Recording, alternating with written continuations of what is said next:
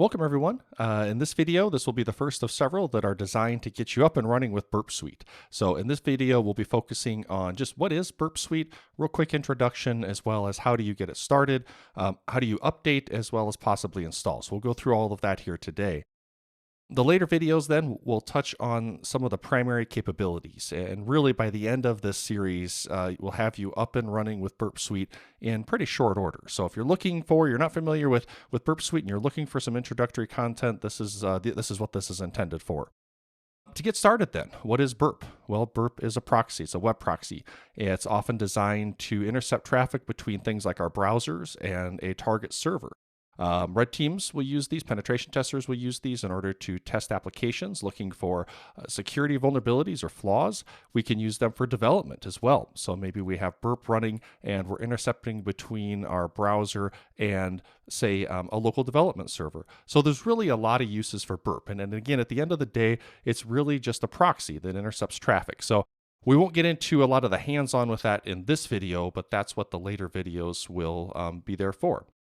To get Burp, there's many ways that you can get Burp. So I want to go through what I think is probably one of the easy. Burp Suite comes from portswigger.net, so you can go to portswigger.net in order to read about Burp, as well as look at the several products that are available. When it comes to Burp Suite, then, there are several versions, as you can see from the products dropdown on their website. Burp Suite Enterprise and Burp Suite Professional will require a commercial license, so they will cost some money. The Burp Suite Community Edition is the one that's freely available. And oftentimes when you're looking at distributions such as Kali Linux that have a lot of tools already configured, then most likely you're going to have the Community Edition available. So you can go ahead and check out those. We'll be back to this download page here in just a moment.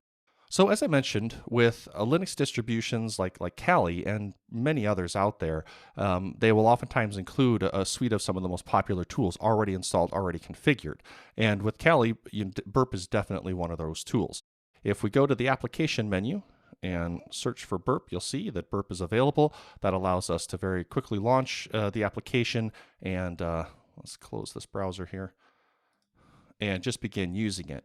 Now, normally upon first launch, at least with Kali, it'll give you some information about the JRE, the Java runtime environment that's being utilized, and say that you may be experiencing or you may experience some problems. For the most part, I've not had any issues with that, so it's safe to continue. You can go ahead and check the box so that it doesn't bug you every time you launch Burp. If it does become an issue for you, you just have to look into changing the Java runtime that you have installed. But we're not going to go over that in this video. The next screen will bring up the project screen. And so one of the limitations with the Community Edition, of course, it's free, so there's going to be some limitations, and we'll explore those throughout these videos, is that we can only use a temporary project. We can't create more permanent projects, as you see with some of the options there that are grayed out. So we only have one option, that's to click Next. The next is to configuration files. So you can create custom configuration files for how Burp's laid out, how it looks, a lot of the behaviors. And that's something that, of course, if you're using Burp on a very regular basis, you'll probably end up doing and wanting to save those configurations so that you can import them into new instances when you're using Burp, or maybe depending on the project that you intend to use it for. There we have in the middle of the screen here the load from configuration file that will allow you to do that. For now, though, we'll just use the Burp defaults, and we'll go ahead and start the project. Once this is done loading, we'll have the main UI, we'll have this dashboard, and everything's really ready to go. We're able to start using Burp right away. Now, one thing to notice here is that version are we on? I think it's always a good thing to understand kind of what versions our tools are on, and Burp is no different. Burp is going to receive regular updates for security issues, for enhancements, and so it's good to keep it up to date. The title bar in the main UI here shows us the edition that we're on. So at the time of this recording and the version of Kali that I downloaded, I can't remember now if this was a clean install from the latest ISO or VM, the application, or if this was something older that I've just kept up to date. But regardless, you can see that the Burp Suite edition is 2021 10.3. So in order to check for if there are any updates, we can go to Help, check for updates, and this will bring up another dialog. And in this case, the top portion of it is indicating that an update is available. So we can either ignore this and select from this drop down to say don't bother me about updates, or of course we want to update. So we can click on this Update Now button. Okay, clicking on that link will open up a browser and take us to the download page. If you are interested in entering your email, you can do that. Otherwise, I'm just going to go straight to downloads. The default here is for the Burp Suite Community Edition, and this is a Linux installer. So if we download this, we'll actually get a bash script that we will be able to run as an installer, and there'll be a graphical installer to it. For this first part, I guess the first path that we'll go through in order to update Burp is we'll just actually download a jar file.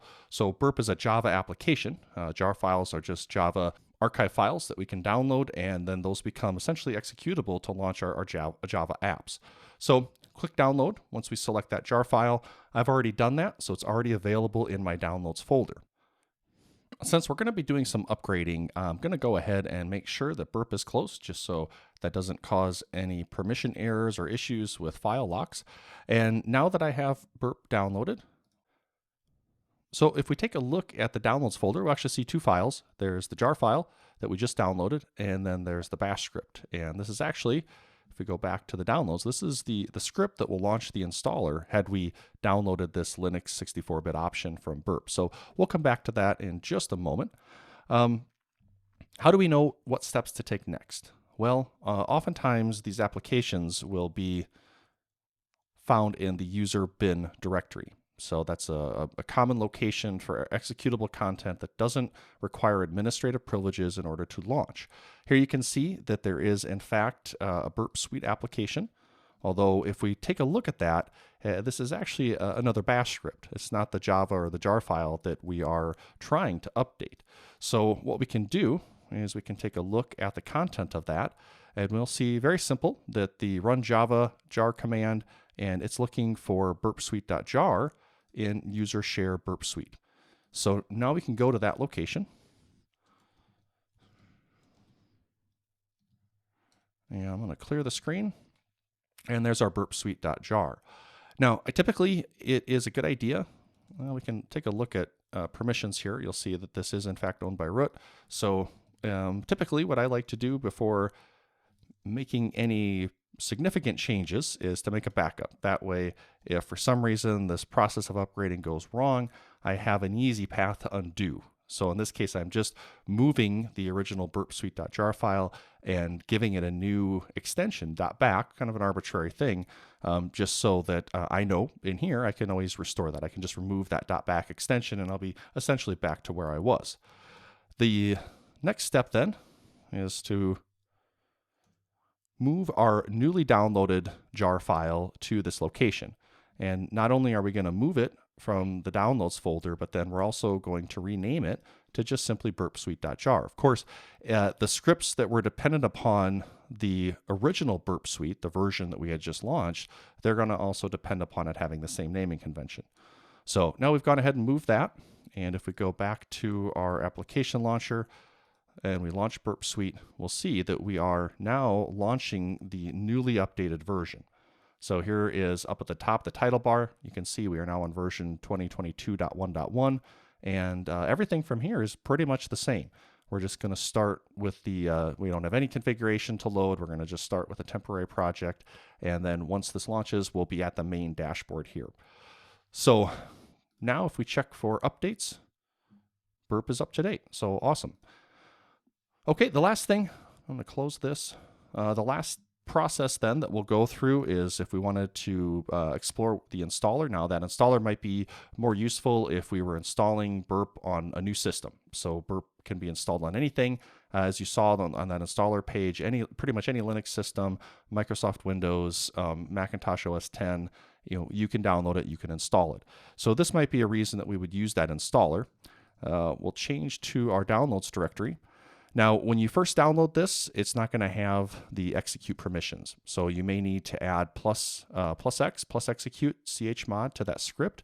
And then you'll be able to launch using the // to indicate that we want to execute the script from the current directory. Now, you can run this with and without sudo. It will work in both scenarios. It doesn't necessarily need root privileges. At least I haven't run into any reason why I need root privileges, but I'm going to go ahead and run it with sudo. And once we launch that script, then it'll just take a second here for the installer to load. And now we've got that GUI that I mentioned. So from here, I'm going to click next. This is going to ask us, where do we want to install Burp? When we run with root, it's going to default to /opt Burp Suite community. When we run the installer non-administrative user, then it's going to fall to installing in the user's home directory. So I'll just go ahead and accept the default. This next part is going to ask about installing a symlink. It's very common for symlinks, symbolic links, to be created in the bin folder, and those actually then point to a different path in the file system where that application is, as well as any additional configuration files or folders, subfolders that it needs for its operation. In the bin folder, you typically have just either the executable file or, again, those symlinks to a folder structure that contains that executable and other supporting things. I haven't necessarily seen this work in this installer, so I'm not sure if it's just a user error or if it's an error in the installer. But if if I select this path, you have to have root privileges still to write content to that user bin directory. So even running this installer with root, it doesn't do anything. So I didn't take a lot of time to try to figure out why. Certainly, if you're dependent upon your Burp Suite installation being in bin, then you can go ahead and create a symbolic link yourself. It's not too difficult. We won't do it here, but a lot of great tutorials out there on the internet that will show you how to create a symbolic link. Okay, once we're done with that decision, we'll go ahead, we'll click next. This will begin then the process of extracting files. It's going to be extracting everything to that location, in this case opt Burp Suite community. Once it's done, the installer will allow us to finish, and that's really all there is to it. If we go to opt Burp Suite, let's clear the screen. Here you can see we have some of those artifacts I was talking about. It actually bundles its own JRE. You can see that off to the right hand of that content. There's a JRE folder. There is an uninstall script called uninstall. There's our Burp Suite community.jar file. So that's what's going to be launched, as well as just some other resources here, the Burp browser and some things that we'll get into as we get into the next videos. So how do we launch this then? Well, pretty similar to what we just looked at. These files that you see here with the, I guess I'd call that a greenish color, those are executable scripts. And if we look inside of that, you'll see that this is, in fact, another bash script. And we can just execute that, and that'll launch our community edition, the version that I just installed. I'm going to go ahead, though, and cancel that. Another option is, after the installation wizard's complete, we can go into the application menu and search for Burp.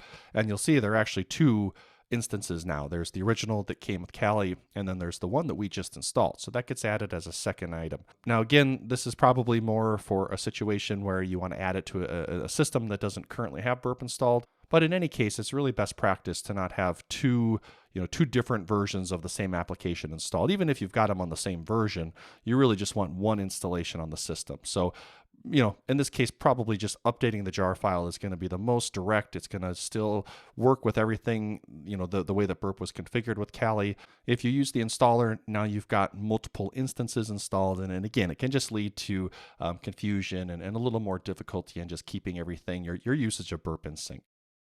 So that's it for Burp. That gets you up and running with Burp on Kali. At least it gets you into the main application. And I know we didn't discuss any of the main application yet, so they'll do that in the next video. We'll go through the UI, some of the configuration options, and then build upon that as we get more into the hands-on portion of how to really use Kali for web application security testing and just generally as a proxy.